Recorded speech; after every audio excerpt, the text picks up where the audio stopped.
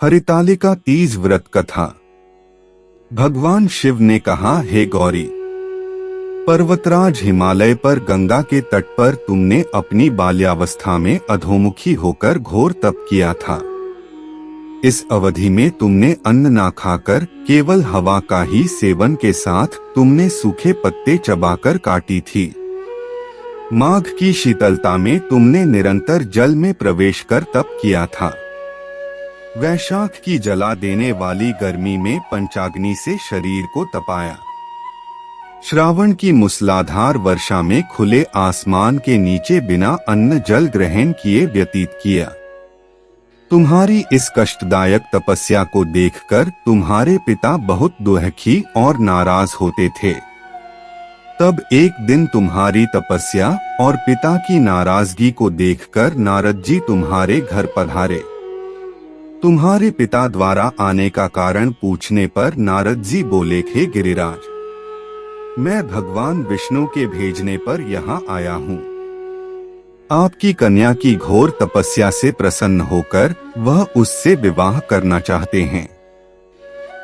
इस बारे में मैं आपकी राय जानना चाहता हूँ। नारद जी की बात सुनकर पर्वतराज अति प्रसन्नता के साथ बोले, श्रीमान, यदि स्वयं विष्णु जी मेरी कन्या का वरण करना चाहते हैं तो मुझे क्या आपत्ति हो सकती है। वे तो साक्षात ब्रह्मा हैं।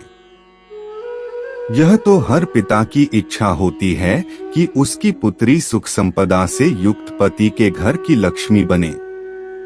नारद जी तुम्हारे पिता की स्वीकृति पाकर विष्णु जी के पास गए और उन्हें विवाह तय होने का समाचार सुनाया। परंतु जब तुम्हें इस विवाह के बारे में पता चला तो तुम्हारे दुख का ठिकाना न रहा।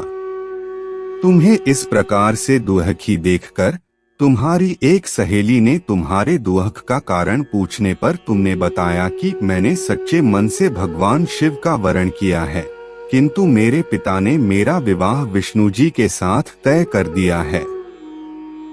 मैं विचित्र धर्म संकट में हूँ। अब मेरे पास प्राण त्याग देने के अलावा कोई और उपाय नहीं बचा। तुम्हारी सखी बहुत ही समझदार थी। उसने कहा, प्राण छोड़ने का यहाँ कारण ही क्या है। संकट के समय धैर्य से काम लेना चाहिए। भारतीय नारी के जीवन की सार्थकता इसी में है कि जिसे मन से पति रूप में एक बार वरण कर लिया, जीवन पर्यंत उसी से निर्वाह करे। सच्ची आस्था और एक निष्ठा के समक्ष तो भगवान भी असहाय हैं। मैं तुम्हें घनघोर वन में ले चलती हूँ, जो साधना थल भी है और जहाँ तुम्हारे पिता तुम्हें खोज भी नहीं पाएंगे। मुझे पूर्ण विश्वास है कि ईश्वर अवश्य ही तुम्हारी सहायता करेंगे। तुमने ऐसा ही किया। तुम्हारे पिता तुम्हें घर में न पाकर बड़े चिंतित और दुखी हुए। वह सोचने लगे कि मैंने तो विष्णु जी से अपनी पुत्री का विवाह तय कर दिया है। यदि भगवान विष्णु बारात लेकर आ गए और कन्या घर पर नहीं मिली तो बहुत अपमान होगा। ऐसा विचार कर पर्वतराज ने चारों ओर तुम्हारी खोज शुरू करवा दी। इधर तुम्हारी खोज होती रही, उधर तुम अपनी सहेली के साथ नदी के तट पर एक गुफा में मेरी आराधना में लीन रहने लगी। भाद्रपद तृतीय शुक्ल को हस्त नक्षत्र था। उस दिन तुमने रेत के शिवलिंग का निर्माण किया। रात भर मेरी स्तुति में गीत गाकर जागरण किया।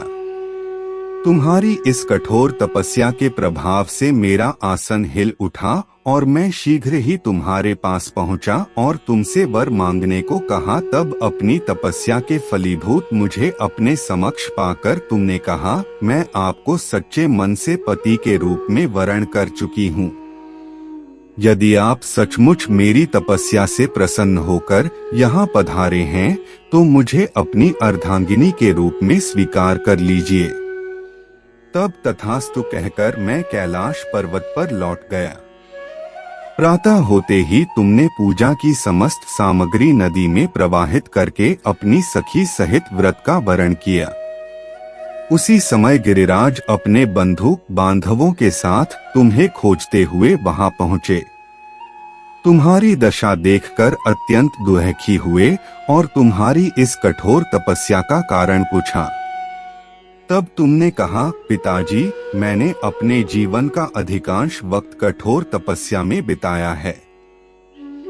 मेरी इस तपस्या के केवल उद्देश्य महादेव जी को पति के रूप में प्राप्त करना था। आज मैं अपनी तपस्या की कसौटी पर खरी उतर चुकी हूँ।